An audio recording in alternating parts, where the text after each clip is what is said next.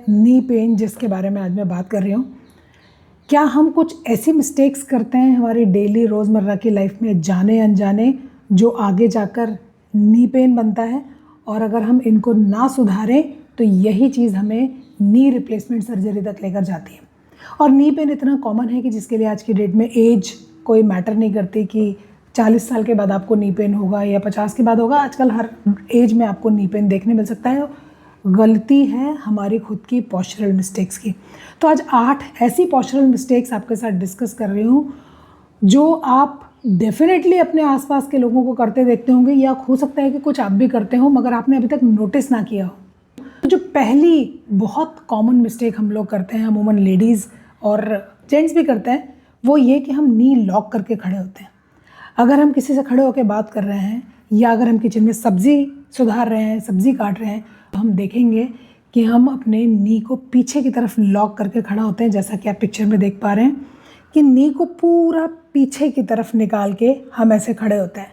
इससे 2-3 नुकसान होते हैं। पहला कि जो पूरा वेट है वो नी के जॉइंट के ऊपर पड़ता है इंस्टेड ऑफ हमारे क्वाड्रिसेप्स के। इसके अलावा जब हम इस तरीके से खड़े होते हैं पीछे घुटना निकाल के, तो हमारा जो पेट है, हमारी जो बेली है, वो नीचे की तरफ ड्रॉप होती है। और ज़्यादा समय तक ये गलती करते जाने से हमारे घुटने के ऊपर प्रेशर कंटिन्यूसली बढ़ता रहता है, बना रहता है, और हमें नी पेन शुरू हो जाता है। इसको ठीक कैसे करें? पूरी अवेयरनेस के साथ जब भी आप खड़े हो तो नी को हल्का सा सॉफ्ट बेंड करके खड़े हो, ताकि जो पेल्विक सीधी लाइन है और हमारा जो घुटना है वो एक लाइन में रहे, हमारे पंजे आगे रहें सॉफ्ट बेंड के साथ नी के। तो जो प्रेशर है वो नी जॉइंट के ऊपर ना आकर हमारी जो क्वाड्रिसेप्स मसल्स हैं, हैमस्ट्रिंग मसल है, काफ मसल्स हैं, इन सब में डिस्ट्रीब्यूट हो जाएगा और हमें घुटने का दर्द नहीं होगा। जो सेकंड बहुत कॉमन मिस्टेक है वो ये कि हम एक पैर पे वज़न पूरा रखकर एक पैर को सॉफ्ट बेंड करके खड़े होते हैं, और इसकी वजह से होता क्या है, जाने अनजाने एक घुटना पूरा हमारी बॉडी का प्रेशर बेयर करता है।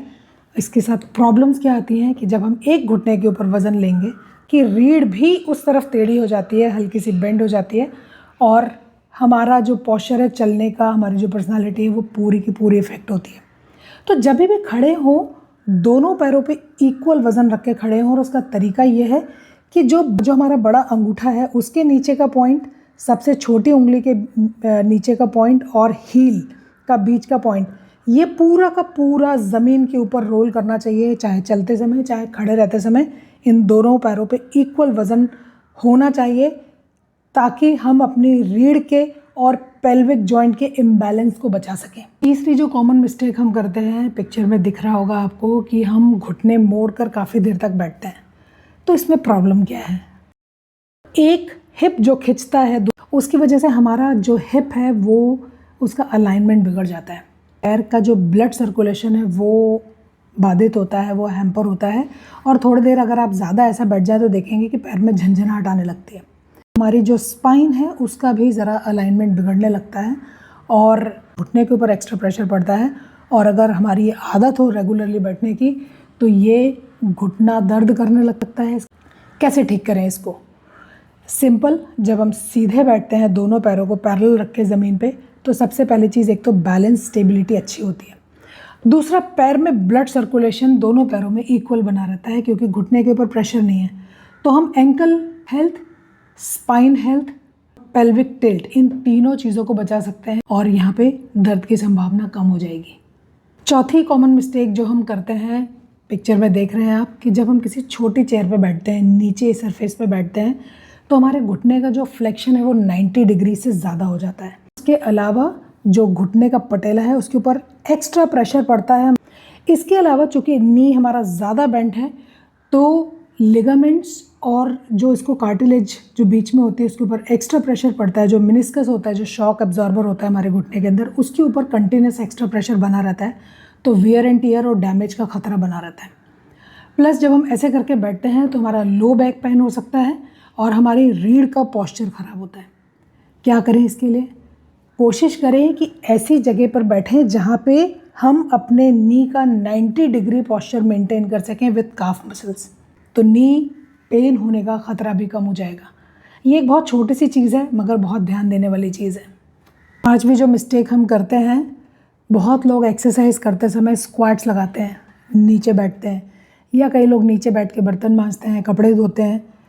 जब भी हम स्क्वाट में नीचे बैठें मलासन में, कॉमन मिस्टेक लोग करते हैं, घुटना अंदर की तरफ आ रहा है, नी को हम नीचे लेके आए, इसको मेडिकल लैंग्वेज में बोलते हैं नी वैल्गस, यानी कि घुटना अंदर की तरफ आ रहा है, पंजा हमारा बाहर है। इसकी वजह से क्या होता है, हमारे जो ग्लूट मसल्स हैं, हमारे जो हिप्स हैं, वो दिन पे दिन वीक होते चले जाते हैं। हमारे लोअर जो बैक है उसमें दर्द होने लगता है। घुटना तो डैमेज डेफिनेटली होता है क्योंकि घुटने के ऊपर प्रेशर पड़ रहा है, क्योंकि वो सही अलाइनमेंट में नहीं है।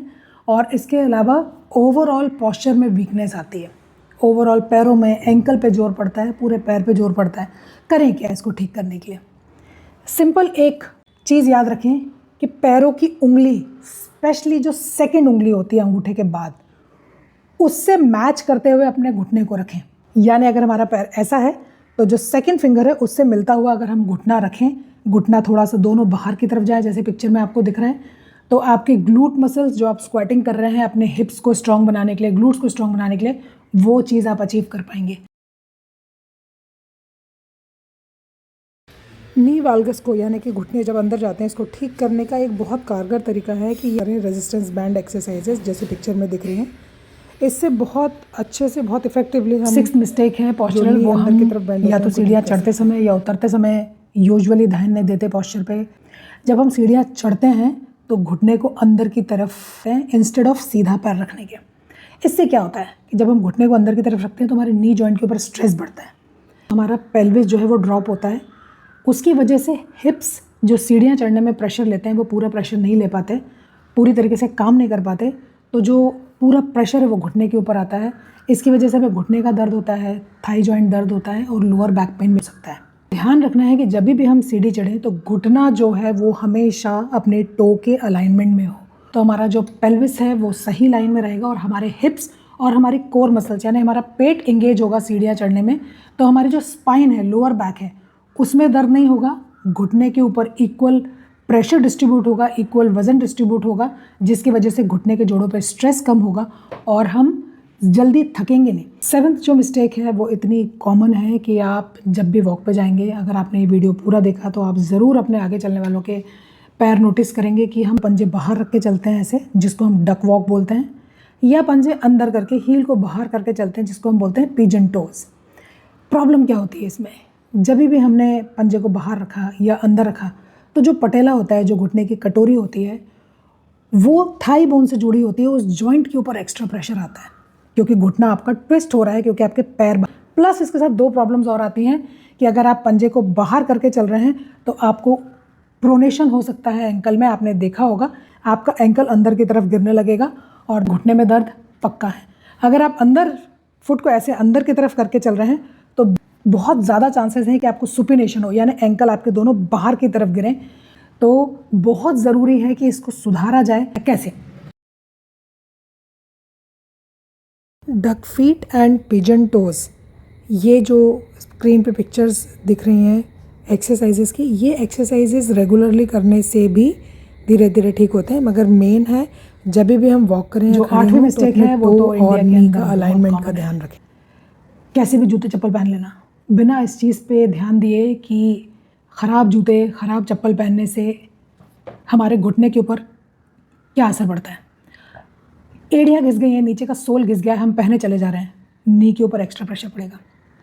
अगर आपने ऐसी चप्पल पहनी जिसके अंदर बिल्कुल आर्च नहीं है, हमारे पैर के अंदर एक नेचुरल कर्व होता है, अगर वो नहीं है तो आपका पैर अंदर की तरफ ड्रॉप करेगा क्योंकि आपने फ्लैट चप्पल पहनी हुई है और आपको प्रोनेशन होने का डर है, यानी एंकल अंदर की तरफ जाएगा।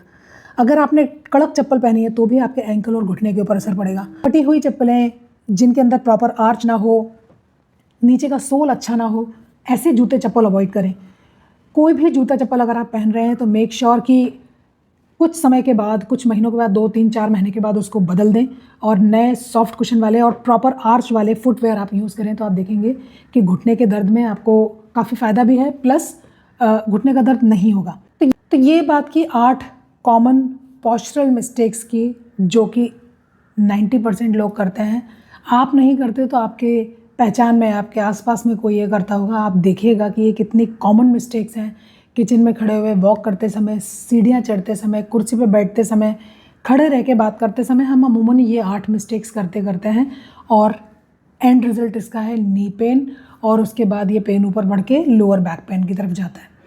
नेक्स्ट वीडियो मेरा ज़रूर देखिएगा, क्योंकि मैं उसके अंदर पूरा डिटेल में घुटना समझाने वाली हूँ कि घुटने की बनावट कैसी है, घुटना कैसे काम करता है, क्या खाएं क्या ना खाएं घुटने के हेल्थ के लिए।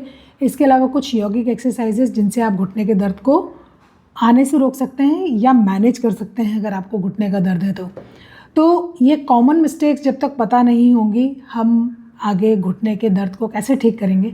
तो सबसे पहले इन पे ध्यान दीजिए, मेरे नेक्स्ट वीडियो का वेट कीजिए। अगर आपको ये मेरा वीडियो अच्छा लगा हो, यूज़फुल लगा हो, और अगर आपने देखा हो कि कौन सी ऐसी पोस्चरल मिस्टेक है जो आप करते हैं, तो कमेंट में ज़रूर लिख के बताइए कि ये मिस्टेक आप कर रहे हैं और उसकी वजह से आपको क्या परेशानी हो रही है, मुझे लिख कर बताइए, शायद मैं आपकी मदद कर पाऊँ।